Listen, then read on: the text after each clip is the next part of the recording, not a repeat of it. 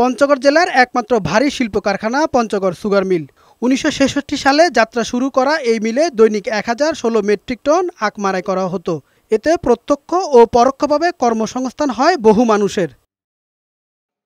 লোকসান হচ্ছে জানিয়ে ২০২০-২১ অর্থ বছরে মিলটি ১ বছরের জন্য বন্ধ রাখার ঘোষণা দেয় বিগত আওয়ামী লীগ সরকার। তবে ৪ বছরেও চালু হয়নি সুগার মিলটি। চাকরি হারিয়ে বিপদে পড়ে শ্রমিক কর্মচারীরা। বিগত ৪ বছর বন্ধ থাকার পর আমরা যে প্রজ্ঞাপনটা মিলটি চালুর প্রজ্ঞাপনটা হাতে পেয়েছি, সেই জন্য আনন্দের জোরে মনে হয় যে চোখের পানিও চলে আসে। আমি একজন চাষি, মিলটি চালু হয়ে গেলে আবার আমি আবাদ করব। সম্প্রতি সেই স্থগিতাদেশ প্রত্যাহার করে শিল্প মন্ত্রণালয়।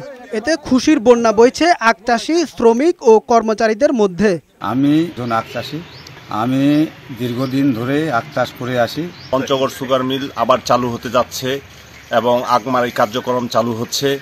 আমরা খুবই আনন্দিত এবং খুব খুশি। মিলটি চালু হওয়ায় নতুন কর্মসংস্থান সৃষ্টি হবে বলে জানালেন পঞ্চগড় সুগার মিলের ব্যবস্থাপনা পরিচালক। আগামীতে এই মিলটি পুরোপুরি চালু হলে অত্র এলাকার অর্থনৈতিক অবস্থা এবং কর্মসংস্থানের সুযোগ সৃষ্টি হবে। কামাল উদ্দিন, বৈশাখী সংবাদ।